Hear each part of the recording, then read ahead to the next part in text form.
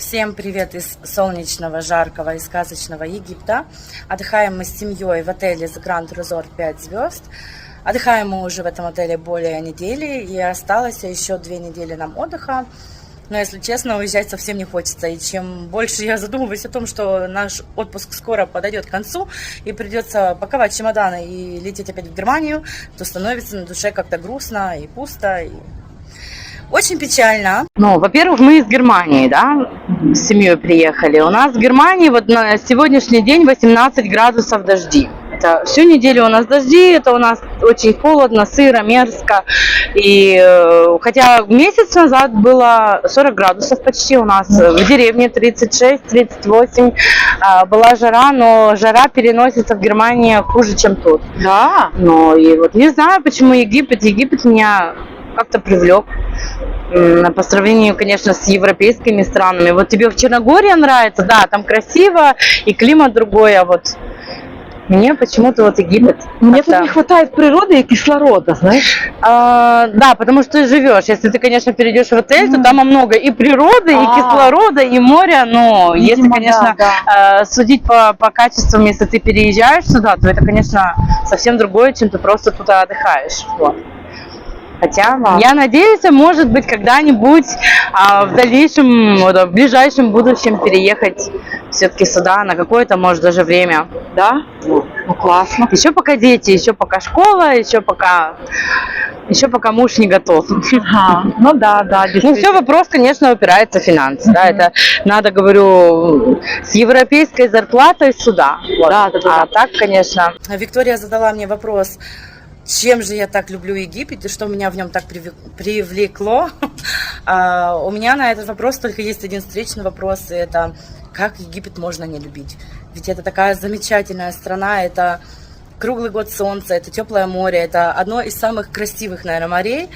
И у меня просто одного ответа на этот вопрос нету. Я люблю эту культуру, я люблю этот климат, их пищу, разнообразие еды, потому что в Египте ты можешь найти все. Архитектура. Ты ходишь просто как по сказке. Я не знаю, может просто то, что с детства я любила мультик «Аладдин», но эта страна меня чем-то вот так вот зацепила, и я надеюсь, в дальнейшем будущем или в ближайшем будущем мы сможем побыть в этой стране чуть-чуть подольше. И я не только на это надеюсь, я в это и верю. Вот. Мы сами из Германии. В Германии я прожила уже больше 30 лет, и с каждым годом мне все как-то печальнее. И я чувствую, что я как-то в Германии под какой-то вечной хронической депрессией. Мы живем в стрессе, мы живем в каком-то таком бешеном темпе. И находясь тут, конечно, как турист, всегда легче, всегда все как-то проще, но со временем я осознала, что вот в Германии мне не нужен ни дом, ни какие-то вот машины, не знаю, вещи. Вот, мне кажется, с ручной кладью тут, в этой стране, на какое-то время я была бы счастлива. Вот. И, наверное, это одно из... Почему я так люблю Египет, или чем он меня так зацепил, потому что мне тут комфортно. И, конечно, если я буду жить в Египте, то будут какие-то свои нюансы и будут свои проблемы, но на данный момент этих проблем как бы я не вижу. Вот. Да. Это просто как-то неописуемо. Я советую всем посетить Египет. Как-то раз одна женщина сказала такую фразу, которую вот я запомнила навсегда, что не ты выбираешь эту страну Египет, а Египет выбирает тебя. И очень многим моим знакомым эта страна вообще не подходит, этот мусор, хотя вот я на мусор закрываю глаза и всегда говорю, если смотреть на небо, если смотреть на звезды и на солнце, то этот мусор, в принципе, и не можно и как-то проигнорировать, да, можно не заметить, вот. Ну, каждому свое. Некоторым нравится этот запах, некоторые говорят, тут воняет. Ну, у каждого свои впечатления, мои только положительные. И пока меня все устраивает, мне все нравится. И некоторым людям я даже завидую, кто живет тут и может наслаждаться просто круглый год солнцем, морем. в любой момент можно пойти поплавать, даже зимой. Вот как-то так.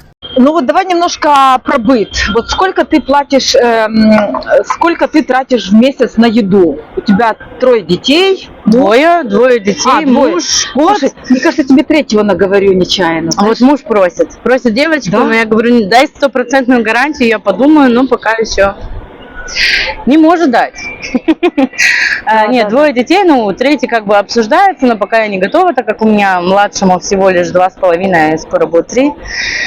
Еще рановато, но как я еще в декрете сижу, еще буду практически 7 месяцев в декрете находиться, вот. И муж сказал, как выйдешь на работу, так сама придешь. Ну, может, он и прав. Может, еще приду через годик за 3-м, потому что как-никак работать хорошо, но я, как всегда говорю, от работы кони дохнут. То есть, получается, Германия платит какое-то пособие на детей? Да, Германия платит тебе пособие Сколько? в форме детских. Это 250 евро за ребенка или на ребенка. В месяц, да? В месяц, да. Это получается, вот у меня 2 детей, мне платят 500 евро в месяц за детей, за обоих. Ага. До 18 лет платят, да? До 18 и дольше, если, например, мой ребенок пошел обучаться еще дальше, или делать Ausbildung, это если он какую-то профессию изучает, то еще могут платить дальше. Да. 250 До евро, 26 лет, если ребенок еще ходит в университет. Но опять там же надо смотреть, когда ему это положено. Ну это же супер. Это супер, да.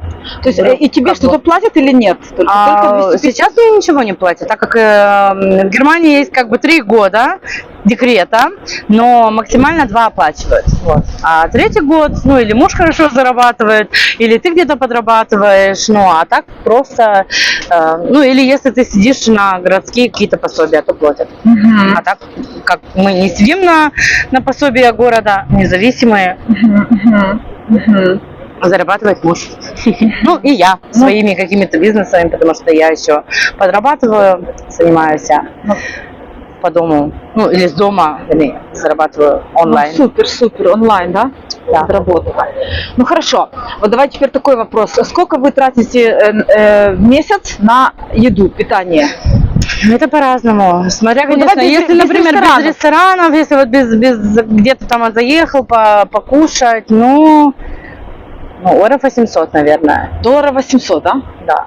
Это примерно. Иногда меньше, иногда больше. Смотря, когда иногда у нас гости, например, то у нас часто бывают гости, то, конечно, мы там то барбекю, да, это все равно как бы растраты. И иногда мы ездим в гости, ну а так, скажем, Хорошо, а если от 600 до 800 евро в месяц, да? месяц. Хорошо, а если вы пойдете там в ресторан какой-то там среднего уровня, сколько? Ну, 100 евро примерно. За обед или ужин, да? На всех? Ну, более за ужин обедаем мы, ну, так как у меня муж работает практически с понедельника по пятницу и очень поздно приезжает домой, то обедать мы все равно как бы вместе никогда не садимся, если только на выходные, но так мы в основном ужинаем. Но это такой как бы скромненький ужин, уже цены гигантские. И так как мы еще из-за 4-го человека, за нашего 2-го ребенка не платим, так как ему 2 года, то выходит примерно, ну, 100-120. Опять же, зависит в каком-то ресторане, ну, средний, да. То есть так получается, например, если какая-то женщина живет одна с 2 детьми, то кое-как она на $500, которые дает государство, может прожить. Нет, она не может кое-как прожить. Ну, я потому имею в виду что- только питание. Но опять же, видишь, в Германии не все так просто. Даже если она одна, работает она, не работает она. Дети получают в любом случае алименты, но получают они алименты от города или платит отец, но это как бы просто на питание. Не, может она, конечно, прожить, но опять же, она должна работать, ей должны платить какие-то пособия. А просто, вот скажем, на 500 евро детских там не проживешь. Не проживешь, нет? Вообще нет. То есть, если, допустим, одна мама и 2 детей, не проживешь, да? Нет. Это она должна или работать, или у них должны какие-то пособия поступать от города. А просто так, вот если только вот семейный доход 500 евро, это... То есть на детские вот эти не проживешь? Нет, там даже квартиру себе не снимешь. Ага. Это Я поняла. Ну, не, если без квартиры, а просто вот питание. А если просто питание, ну, то сможет. Но опять же говорю, Ну, кто так, как привык, говорю, кушать, да, например, Натяжечкой. кто как привык обращаться с деньгами. я просто пытаюсь сориентироваться, знаешь, поскольку я никогда не была в Германии, я пытаюсь немножечко сориентироваться, как там люди живут. Почему я это спрашиваю? Потому что здесь немцев крайне много. Да. И вот есть отель Континенталь Хургада, там они живут по 2-3 месяца зимой. То есть, значит, получается, они себе могут легко это оплатить. Да. Видимо, еще дешевле. Да. Дешевле тут находиться в отеле, при вот все включено, чем прожить, скажем, в той же Германии и платить аренду, платить за питание. Вот. Ну и плюс, говорю, ты даже если, скажем, те же самые деньги, да, что тут в отеле отдал, что ты там заплатил за квартиру, но просто там ты заплатила, сидишь в своих 4 стенах. Как бы немцы, они не такие прям гостеприимные, да, там, ну, да, тут возможностей больше. Даже если ты тут один, то все равно ты вышел, у тебя солнце, у тебя море, у тебя люди. Даже если они к тебе как бы не относятся, но все равно ты считаешь себя тут, ну, не одним. Что тебе рады. Да, что тебе рады, что... Вот я вчера тут шла, нечаянно споткнулась, тут вот лужи были, и тут стояло 2 парня, я шла с мужем вечером, и я просто так сказала, ой, да, но я не упала, и они подбежали и спросили, все ли у меня окей, хотя у меня муж рядом шел, и, ну, в Германии на тебя просто посмотрели, может, похихикали бы, да, тут прям, я говорю, вообще не ожидала, и... Ну, знаешь, я вот когда прогуливаюсь по Шератону, там либо куда-то иду, либо что-то снимаю, и люди, которые кушают вот так вот где-то там в кафе, либо на дороге сидят, ну вот возле дороги, на лавочке, они всегда предлагают. То есть, если бы ты была голодная и подошла, попросила еды, тебя бы накормили просто так. Это у них вот это в крови, вот это, ну, накормить. Да. Потому что, ну, так принято все. Где бы я ни была, мне всегда вот так вот быстро закручивают лепешку с чем-то и дают. Нет, в Германии такого даже. Ты даже если вот стоишь на кассе, и вот, скажем, у тебя не хватает там 3 цента, тебе может просто продавец это даже не продать. Ну, потому что там все вот по счету, там нет. А чтобы вот, я говорю, проходить там, и тебе кто-то вот давал, они могут тебе дать что-то там попробовать, да, вот если у нас, например, стоят вагончики, продают греки разные там сыра, да, такое вот, они тебе могут попробовать, погостить, но опять же, чтобы тебе кто-то что-то дал поесть. Я такого не встречала. Может, это в Германии такое есть, но тут есть. Я такого не встречала. Я могу тебе доказать. И есть такие деревни, да, вот, например, как там, скажем, вот где у меня родители, мужа живут в Баварии, там есть кто вино делает. Как это называется? Кто Виноделы? Это? Винодел? Винодел? Ну, да. Так прям просто. Да. Ну, у нас по-немецки винца. И вот они тебе могут там вина налить, да, попробовать, там бокальчик вынести, ну, чтобы вот шел мимо какой-нибудь там шавермы, и тебе кто-то дал какую-то лепешку, ну, такого нет. Да. Вот такой вопрос, Александра. Ну хорошо, с едой мы разобрались. 600-800 евро, да. Хорошо. Так, а вот что другое там, ну, допустим, школа. Школа у нас бесплатная. Вот почему я тебя спрашивала, когда вот мы задумывались, может быть, переехать сюда на год-два, посмотреть вообще, как мы раскрутимся, может получится. Назад ты всегда можешь вернуться в Германию, да, скажем. Да. И при том, что мы ничего не теряем, как бы свою собственность мы не приобрели. Мы сейчас снимаем дом. Вот, например, дом мы снимаем, у нас ежемесячно выходит за дом, но у нас большой дом, 230 квадратных метров с большим гартен. Ну, это не огород, это сад. С большим садом, да, и 2 гаражами, ну, огромный дом. Мы снимаем 2100 евро, это только вот за дом. Не, ну нормально. Ну, для деревни это, конечно, такое более... Ну, как деревня, да. Мы просто от нашего города, мы 12 лет прожили в большом городе и платили за 3-комнатную квартиру практически то же самое, что и за дом. В деревне это, конечно, очень такие приличные деньги. Слушай, я хочу в деревню. Вот. Серьезно, я так хочу в деревню жить. У тебя была возможность к нам приехать. Не, я еще доберусь, Александра, я еще доберусь до тебя. Доберусь, конечно, доберусь. Вот. Так. А школы у нас бесплатные, образование вообще все бесплатное. Я говорю, если ребенок потом идет в университет, он может подать на какие-то пособия, чтобы ему платили за то, что он учится, ну или подрабатывать еще вечером, например. Но опять же, смотря в какой ситуации находится ребенок, иногда после образования он должен какую-то определенную сумму вернуть городу, то, что он получал, называется баффер. Супер. Вот. Слушай, как это важно. То есть, получается, Да. каждый человек может получить образование, да? Да, каждый, любой, я говорю, из какой бы ты семьи не был.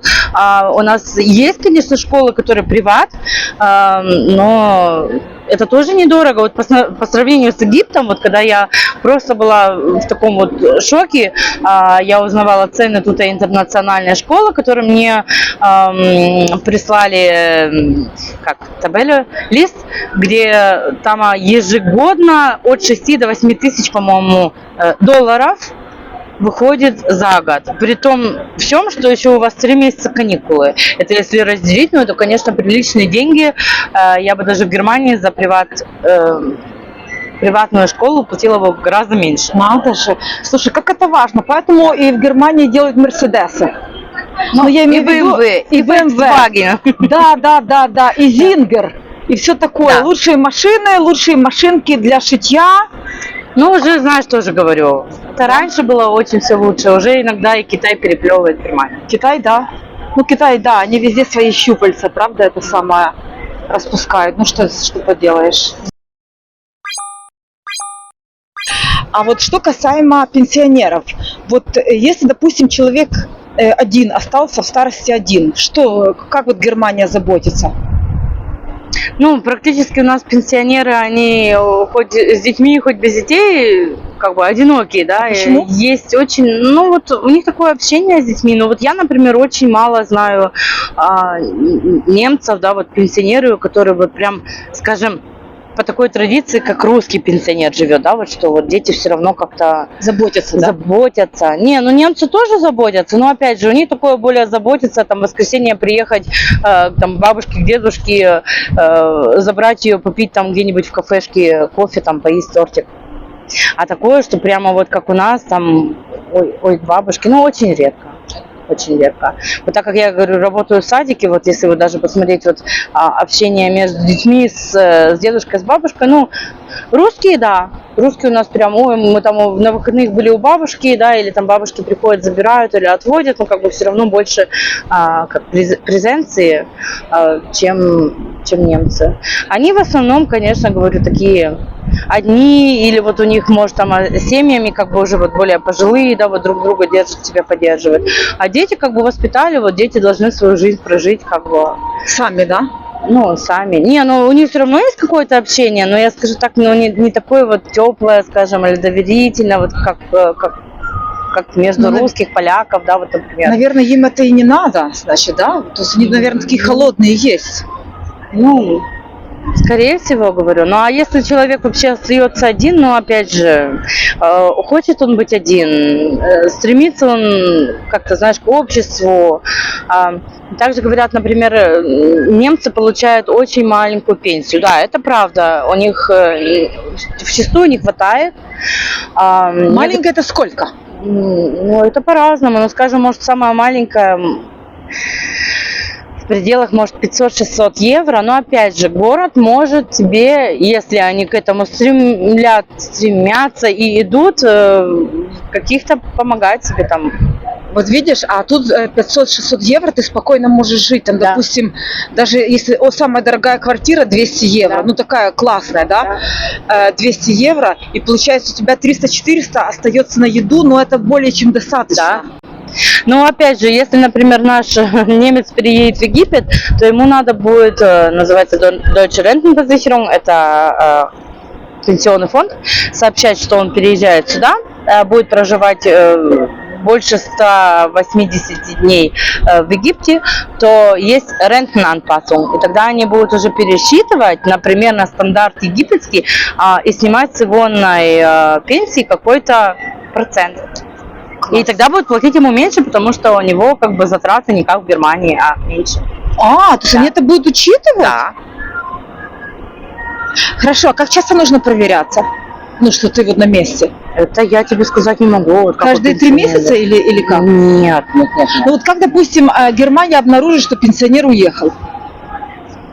Ну, это опять же, ну, не совсем факт. Если у него, например, там своя была квартира, и она оплачивается также, да, то они так быстро это все не обнаружат. И даже, может, годами это не всплывет. Но ты же, когда сюда пересекаешь границу, тебе же тут какие-то все равно надо будет на... Ну, ПМЖ нет, ну а как вот на долгий вид жительства поставить же какие-то визы, документы подавать, вот это вот все. Здесь Да. не надо. Здесь пенсионеры могут жить просто так, даже без визы, просто при вылете платят штраф. Ну вот видишь, Что-то- значит, может, даже не обнаружат. Да. Ну, вот так конкретно я тебе сказать не могу, но у меня, например, сейчас такая ситуация, что у меня свекр со свекрухой хотят уехать жить в Белоруссию. И у них получается по 2 гражданства, и вот если отец переедет в Белоруссию, то ему надо будет тут, ну, в Германии, вернее, сообщить, и ему укоротят пенсию. Но значительные деньги, да. Мгм, надо же, то есть там все как бы контролируется, да?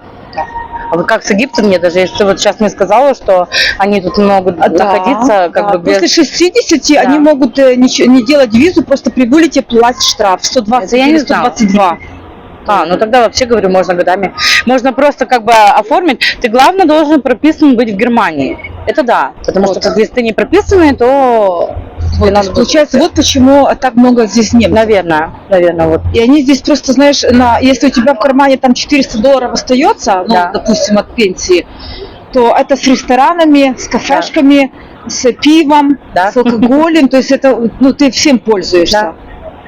Плюс такой замечательный город. Да, они туда влюбляются, женятся, разводятся. Да. Это мы уже вчера вот тут наблюдали. Вот банк.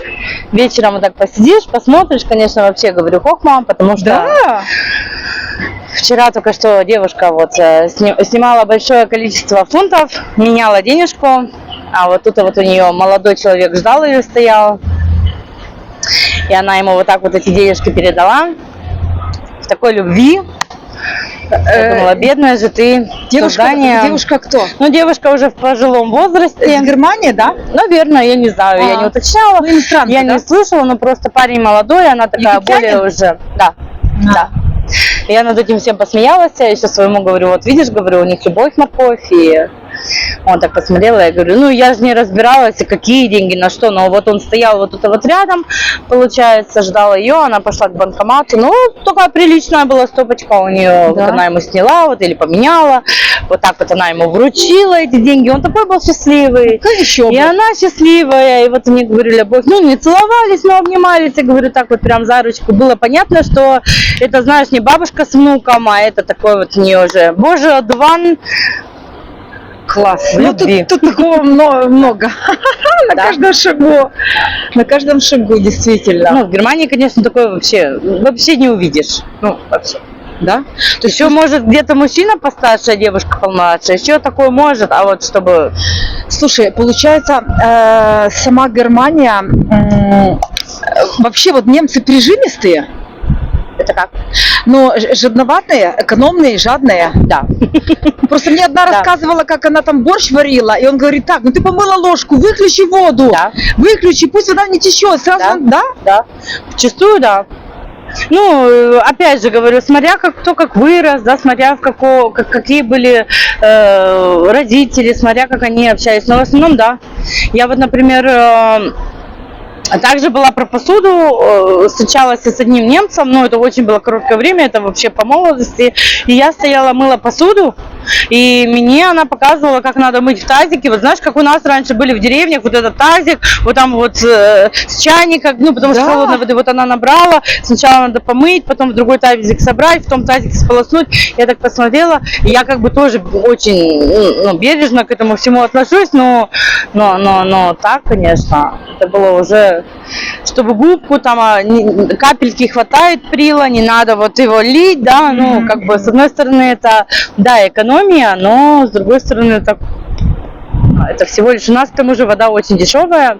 Ну, сейчас, конечно, сравнить с другими странами дорогая, но я скажу так, мы где-то за 1000 литров платим 2 евро. И В принципе, я говорю, если не на всю воду там включите, но опять же говорю, кто как. Да. В душ 3 минуты, это у немцев такой закон. Да. Ну, это просто уже может где-то и шутка, но в основном они вот намочились, выключили воду, намылились, включили, смылись, все, готово. Это получается дорого, вода, электричество, да? не, ну дорого по сравнению с другими странами, это дорого. Но опять же говорю, смотря кто как экономит, кто нет. Мы, например, за электричество платим в месяц почти 200 евро. Но опять же, это же тоже зависит от что у тебя в доме есть, говорю, где, сколько человек живет, какое количество, какая квадратура. Ну. А вы кондиционером не пользуетесь? У нас нет. А ну вам не надо? Ну да, вчастую нам не надо. Да. Но, например, когда была месяц назад такая жара, я уже сказала, поехали купим. Такое никак не встраивают, вот как тут в домах или в отелях, а просто такое, что можно его с одной комнаты в другую передвигать и, в принципе. Ага. Ну, так практически никогда не нужен кондиционер. Вентиляторы стоят, да. Угу. Александра, а как вот живут сейчас там украинцы, беженцы? По-разному живут. Ну, некоторым хватает, некоторые счастливы, некоторым не хватает, некоторые, конечно, хотят домой. У меня, например, в моем кругу я подружилась с 2 семьями, а живут им все нравится. Классно. Вот, мы ей помогали переезжать, получается, с лагеря в квартиру. Ага. Вот, ей предоставили 3-комнатную квартиру. Мы немножко так с подругой вместе как не волонтеры, но помогли строить школу. И вот живут. Им нравится, она работает, Винсент работает, ну, муж ее. Им хватает. Где-то у них было одно время, когда не было такого стабильного заработка, еще помогал город. Вот. Но ее устраивает. Я говорю, другая у меня семья есть. Они, получается, приехали 4, тоже поначалу, родили тут еще девочку, вот, сейчас их 5, живут неподалеку у нас в деревне, вот так вот мы познакомились. Муж работает, она в декрете, все устраивает. Есть, конечно, некоторые семьи, так как я говорю, еще занимаюсь, не совсем волонтер, но у нас через город можно помогать, например, в переводе или где-то с документами. И так как я по работе всегда еще и беженцам помогала из Сирии, вот. Некоторые прям так возмущены, их не устраивает, почему так мало. И я не то, что говорю, что мало? Ну, почему вот мало им платят? Я говорю, а в Украине вам платят? А вот много вам платят в Украине, вот если ты живешь? Да. Ну, как бы, знаешь, некоторые приезжают довольны, они благодарны, что вот их просто вот взяли на обеспечение, что им вот... А я вот потом, говорю, встречаю людей, которые вот...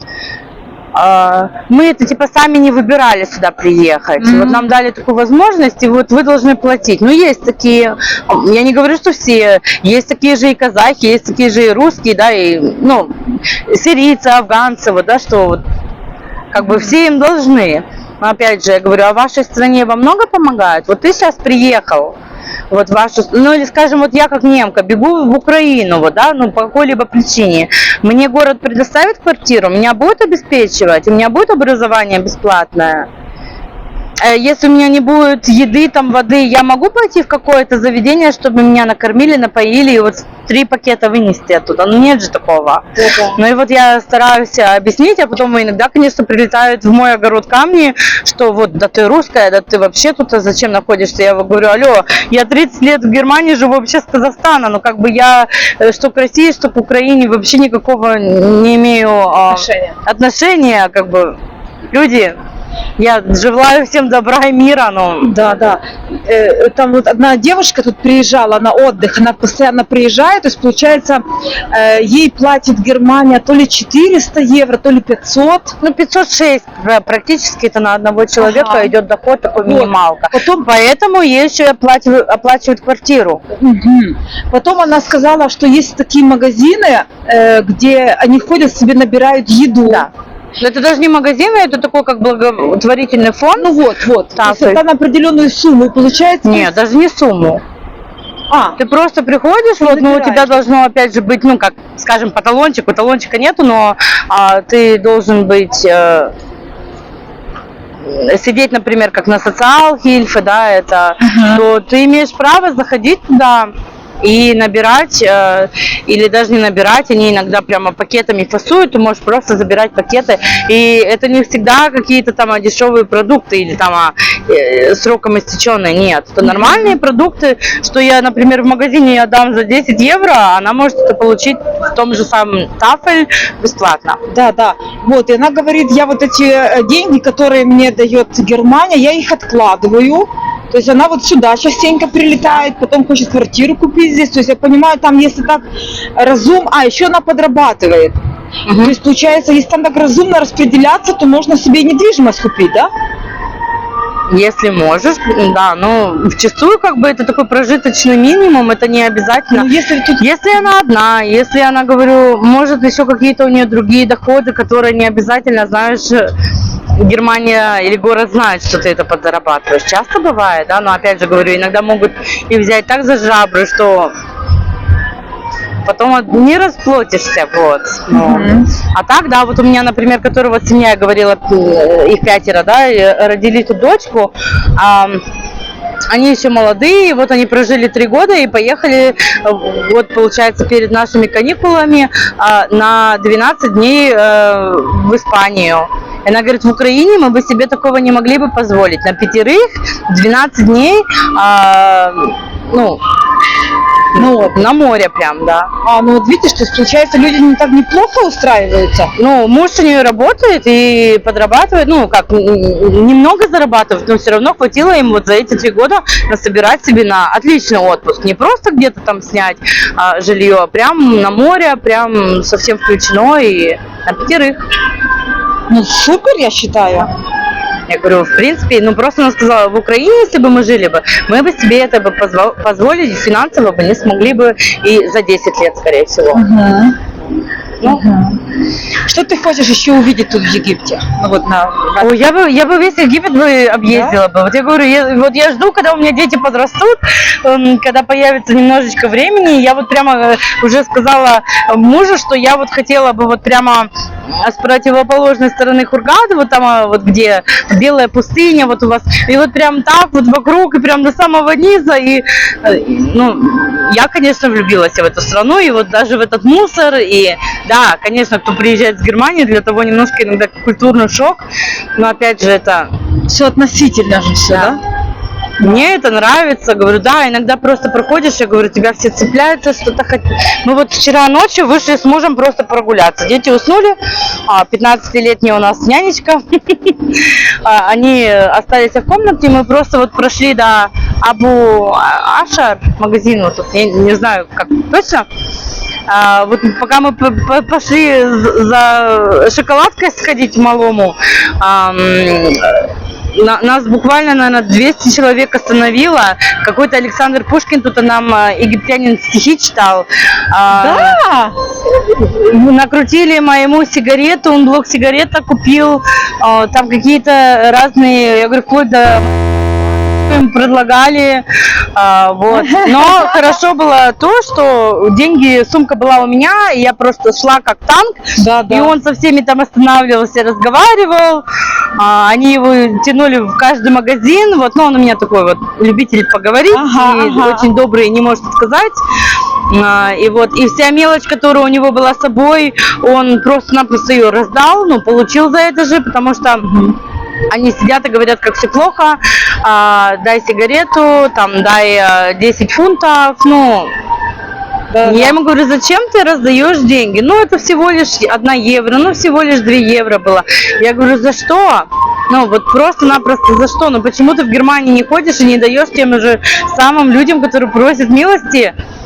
Да. Я говорю, тут и у каждого всегда все плохо, и все при смерти, и операции нужны. Я говорю, так что вот. Я у него забираю деньги, прям, ну вот у меня то сумочка, портмоне, вот все, чтобы у него не было возможности даже куда-то заходить в ненужные магазины и покупать просто ради жалости или ради того, что там поплакал. Да. купи, вот. Я говорю, также сувениры, мы все поедем, мы все купим, но не тут и не по партнерской цене, там, да, как они говорят, ты там, а мой друг, ты мой партнер по-дружески. Нет. Точно, точно. Так, разыгралась теперь Сашу. Ну что, в следующий раз мы с тобой пойдем в какое-то местечко, да? Ну, обязательно. Я только за, говорю, я рада, вот и обязательно, говорю, в рыбный ресторан. Ага. Территория отеля большая, просторная и ухоженная. Корпуса практически один в один. Тут очень красиво. А вечером особый такой вайб, когда это все сверкает и горит.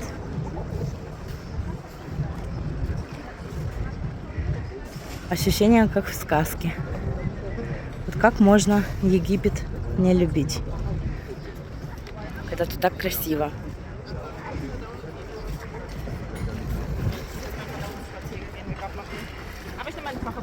Один бассейн в зимнее время подогревается.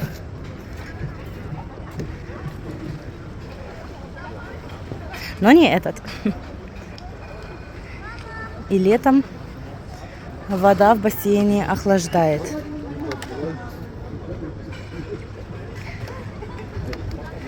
Вечером тут открывается а-ля карт ресторан.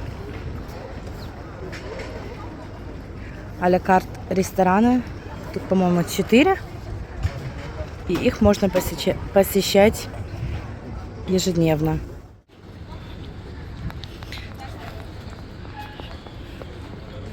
Еще один бассейн. И с другой стороны, в других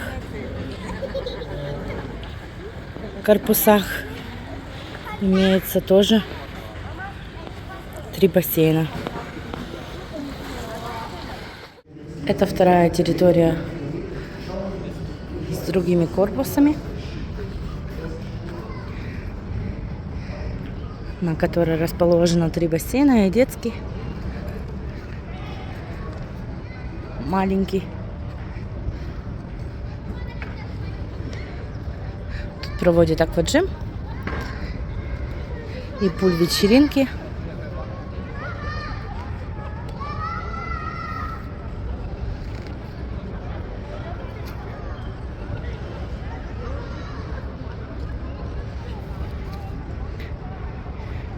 Все ухожено. Место для прогулок огромное.